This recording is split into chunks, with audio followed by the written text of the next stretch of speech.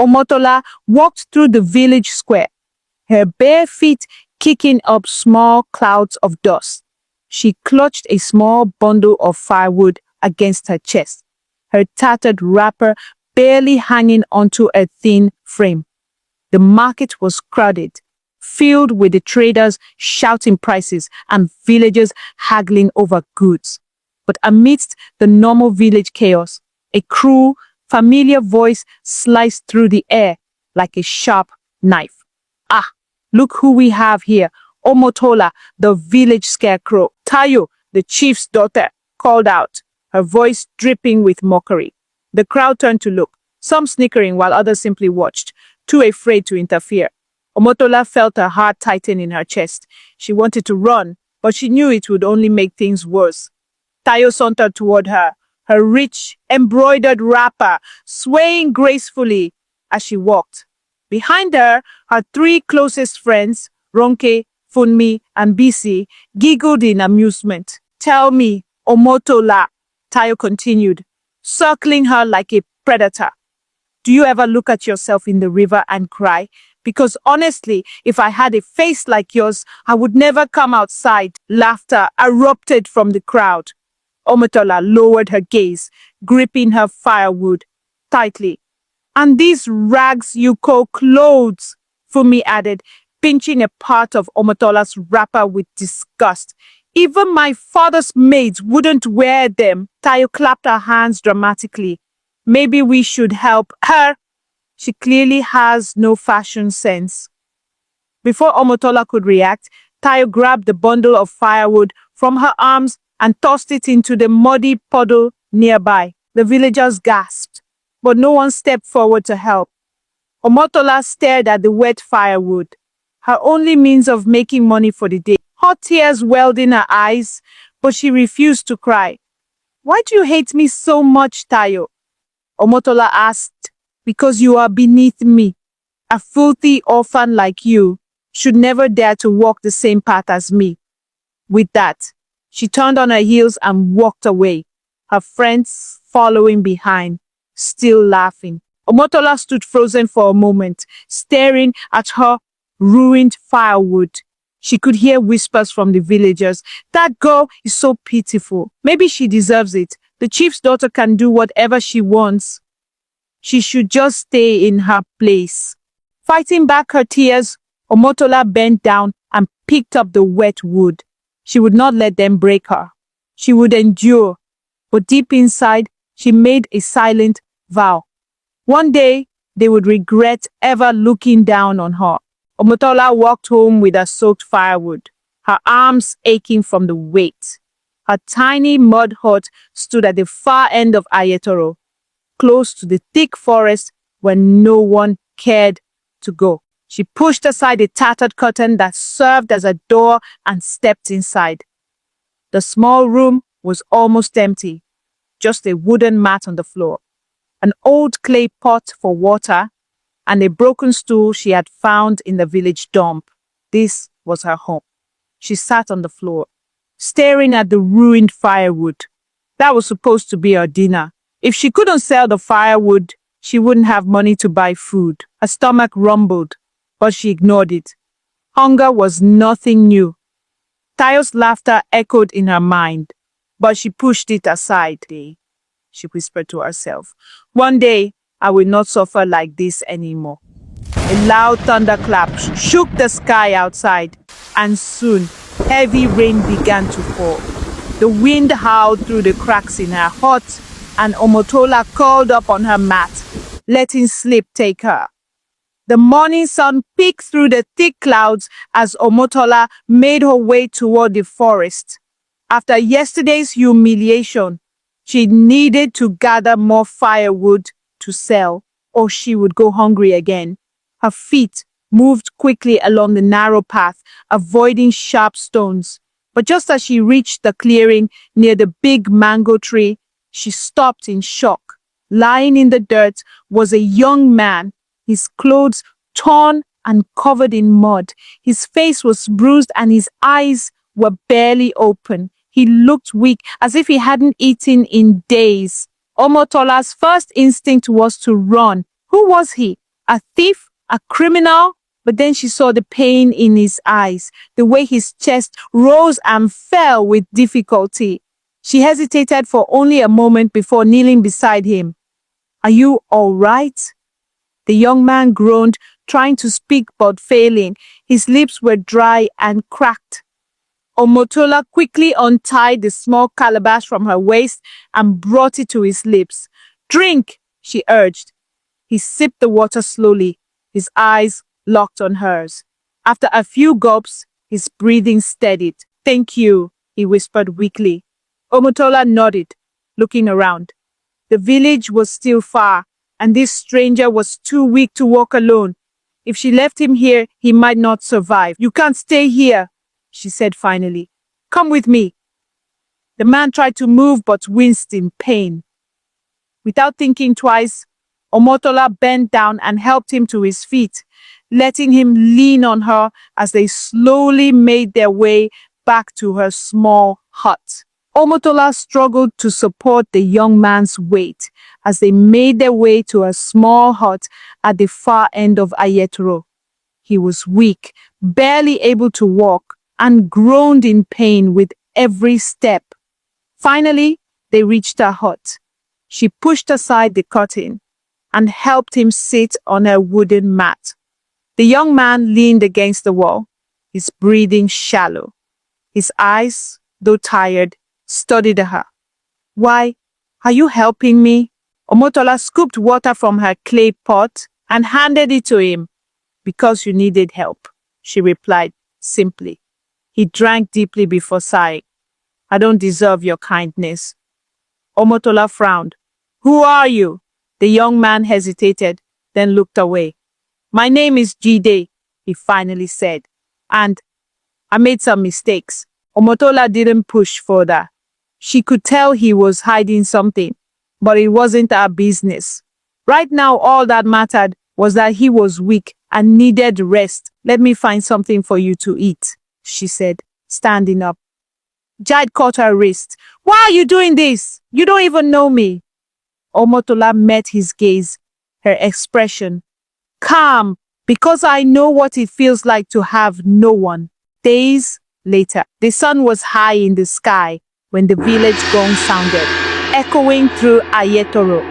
Omotola and Jide turned their heads toward the noise. Something important was happening. "That's the chief's messenger," Omotola muttered. "They only call the village like this for serious matters." Jide raised a brow. "Should we go see?" Omotola hesitated. She hated crowds, especially since they always meant more whispers and insults thrown her way. But curiosity burned inside her. "Let's go," she said finally. They made their way to the village square, where a large crowd had already gathered. In the middle stood Chief Odewale, Tayo's father, dressed in his finest clothes. Beside him stood the village priest, Baba Ifa, an old man with deep wrinkles and white tribal marks covering his face. The crowd murmured in excitement. "Silence!" Baba Ifa's voice rang out. The square fell into hush. "I have had a vision," Baba Ifa began, his voice slow and deep. "Ayetoro will soon see a great change. A royal marriage will unite our people with another kingdom." The crowd gasped. The chief's chest puffed in pride. "This marriage," Baba Ifa continued, "will bring prosperity. It will make one among us a queen." A ripple of whispers spread through the crowd. "Who would it be?" The priest turned slowly and pointed his staff forward. "The one destined to be queen is..." The silence was deafening. Omotola held her breath. "Tayo, daughter of Chief Odewale." A loud cheer erupted. Tayo, standing beside her father, smirked in satisfaction. She had always acted like she was better than everyone, and now she had proof. Omotola's stomach twisted. She already suffered under Tayo's arrogance. If she became a queen, her pride would be unbearable. Jide, standing beside Omotola, folded his arms. "She doesn't seem like someone fit to be queen," he muttered. Omotola sighed. "She will only get worse." but deep inside, something felt wrong. From the moment the prophecy was announced, Tayo walked through Ayetoro like she already wore a crown. Every step she took was filled with pride, and her words carried arrogance. "Bow when you see me," she ordered the villagers, waving her hand dismissively. "I am your future queen." Some people laughed, others bowed mockingly, but no one dared to challenge her, especially not her father, Chief Odewale, who beamed with pride. However, there was one person Tayo had her eyes set on tormenting the most: Omotola. Omotola walked into the bustling market, carrying a small basket. She had come to buy some dried fish and palm oil with the little money she had saved from selling firewood. She moved quickly, hoping to avoid unnecessary attention. But luck was not on her side. As she bent to inspect some tomatoes, a loud voice rang out. "Look who we have here!" Omotola froze. She knew that voice. Slowly she turned to see Tayo and her friends approaching with smug expressions. The market women and buyers turned to watch, sensing a spectacle. Omotola tried to walk away, but Tayo blocked her path. "Why are you running?" Tayo sneered. "Are you afraid?" "I have nothing to say to you," Omotola replied, keeping her voice steady. Tayo gasped dramatically. "Ah! Did you hear that, everyone? The village rat thinks she can ignore me." Laughter erupted from the crowd. Tayo suddenly grabbed Omotola's basket and flung it to the ground. The contents, fresh vegetables and small pieces of fish, scattered everywhere. "A queen does not walk the same path as filth," Tayo said.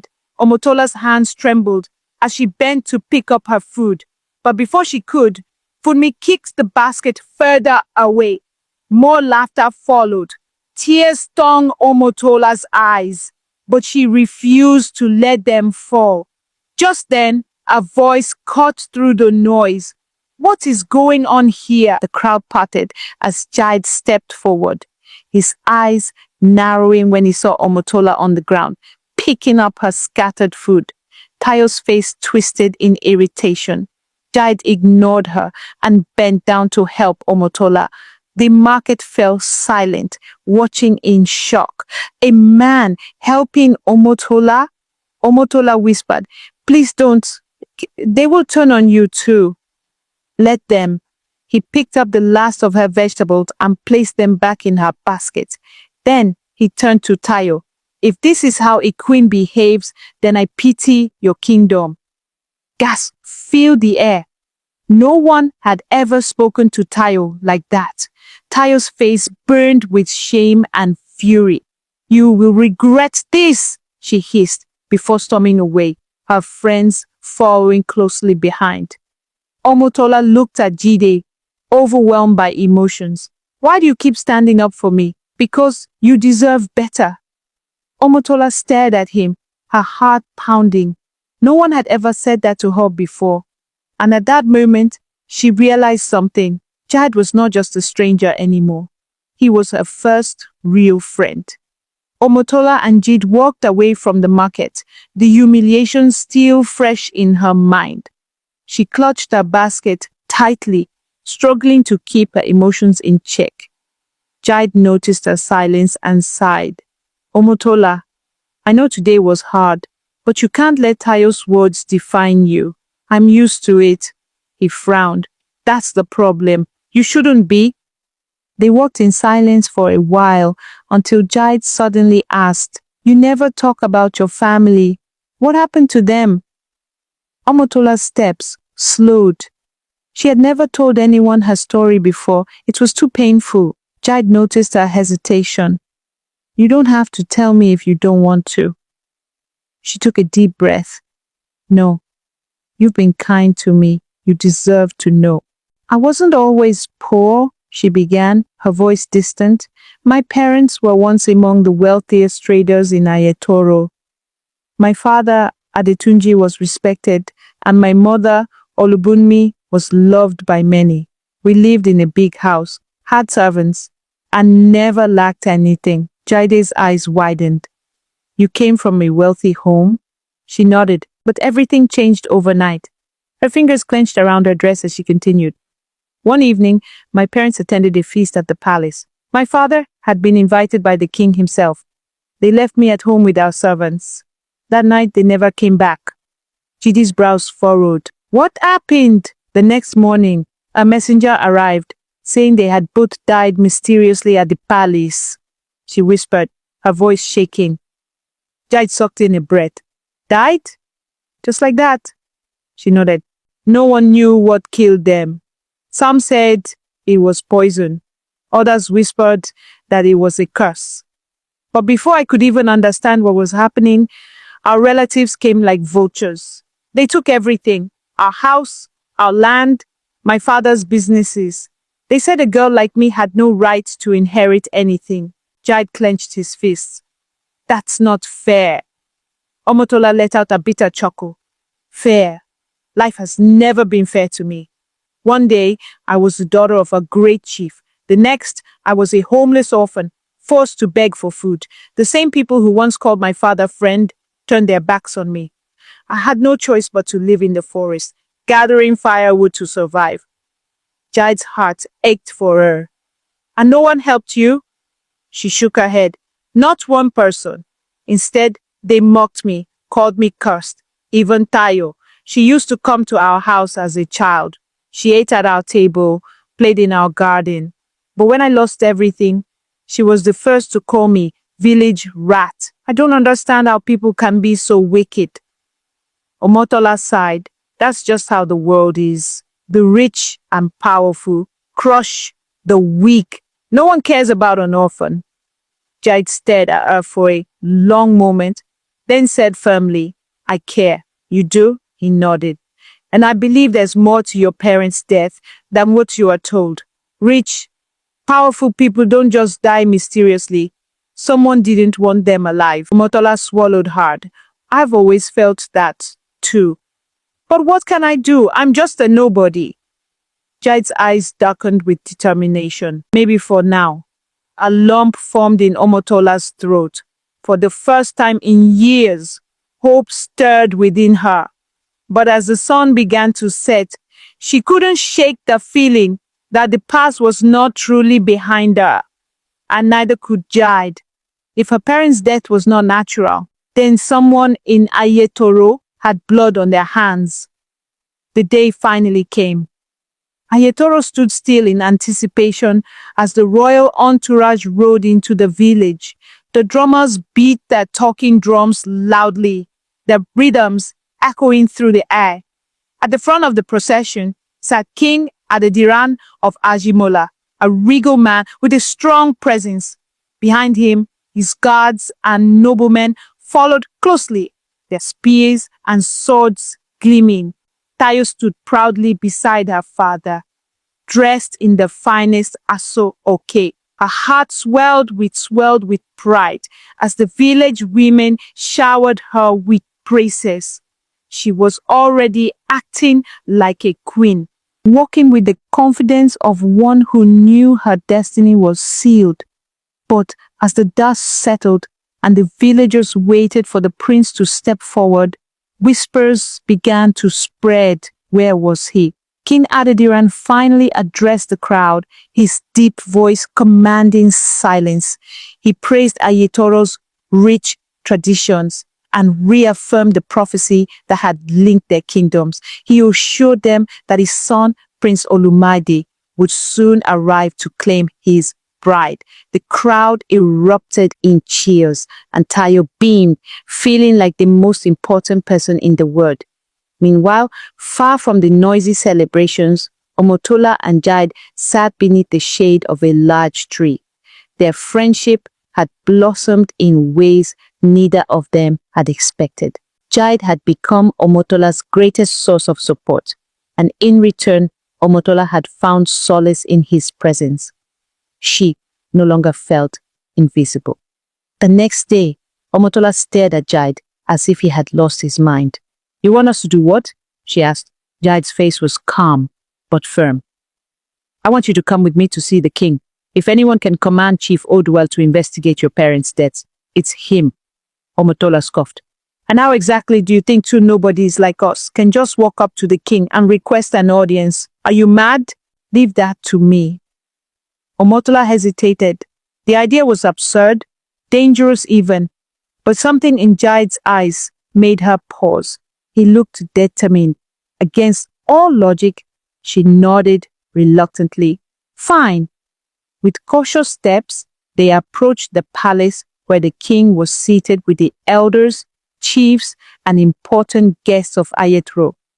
The crowd was still buzzing with excitement over the royal visit, when Jide, holding Omotola's hand, boldly stepped forward. The guards immediately blocked their path.